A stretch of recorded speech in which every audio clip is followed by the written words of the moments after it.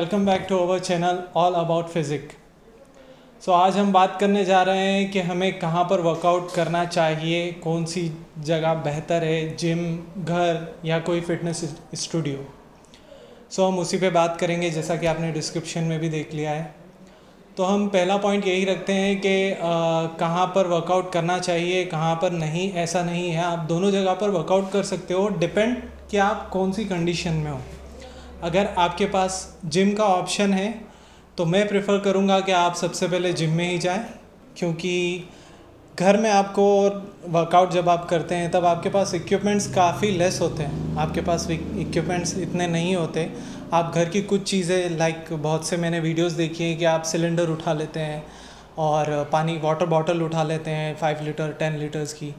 But the task is कि आपको body पर अपने बॉडी वेट के अगेंस्ट टास्क देना है।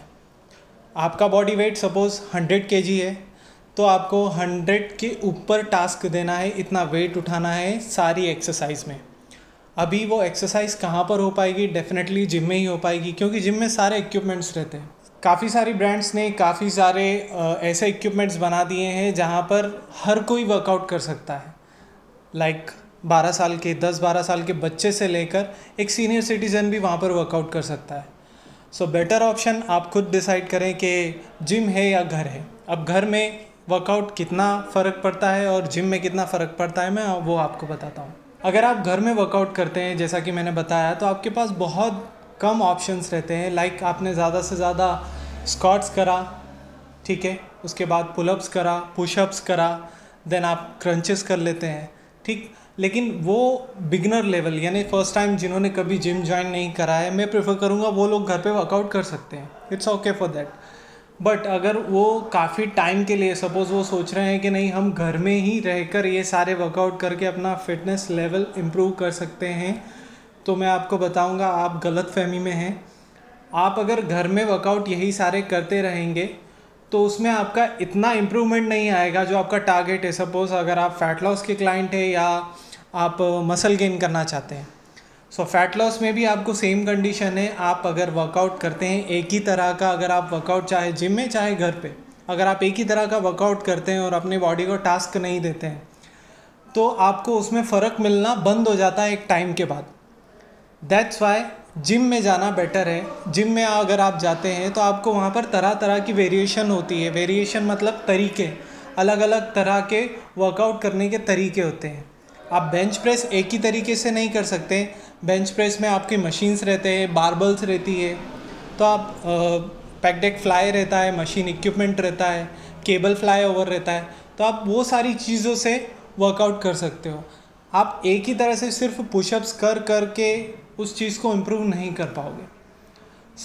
उससे बेटर ऑप्शन है कि अगर आप जिम में जाएं तो आप अपने फिटनेस लेवल को ज़्यादा इम्प्रूव कर पाएंगे। मैं सजेस्ट करूँगा कि आप घर में भी जो वर्कआउट कर रहे हैं वो काफ़ी संभाल कर करें, क्योंकि हम जो वर्कआउट करते हैं, हम जिस तरह से बताते हैं उस लेवल में हमें पूरा इंस्ट्रक्ट करना पड़ता है कि आपको किस तरह से करना है। अगर आप प्रॉपर वे में नहीं करते हैं तो आप बुरी तरह से इंजर्ड हो सकते हैं। सपोज़ वो इंजरी अगर आपकी शोल्डर की हुई तो आपको एक नॉलेज दे देता हूँ, अगर शोल्डर की इंजरी होती है तो वो बॉडी का सबसे वीक एरिया है जहाँ पर ब्लड रोटेशन बहुत कम होता है। उसको रिकवरी होने में काफ़ी टाइम लगता है। बेटर ये है कि आप वर्कआउट के लिए कोई इंस्ट्रक्टर हायर करें।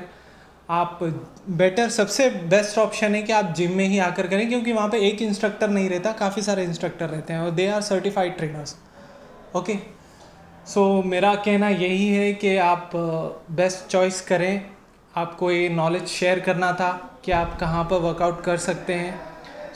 आप खुद डिसाइड करें कि आप घर में वर्कआउट ज़्यादा अच्छे से कर पाएंगे और अपना टारगेट अचीव कर पाएंगे, या जिम में वर्कआउट करके अपना टारगेट अचीव कर पाएंगे।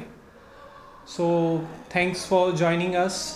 और अभी तक अगर आपने हमारे चैनल को सब्सक्राइब नहीं करा है तो प्लीज़ सब्सक्राइब पर क्लिक करें, ताकि आपको और ज़्यादा फिटनेस लेवल की फ़िटनेस इम्प्रूव करने की काफ़ी नॉलेज मिलती रहे। एंड बेल आइकन दबाएं ताकि आपको नोटिफिकेशन मिले, ताकि आप सारी जो भी जानकारी हम अपलोड करते हैं वो आपको टाइम पर पता चले। Okay, thank you so much. नमस्कार।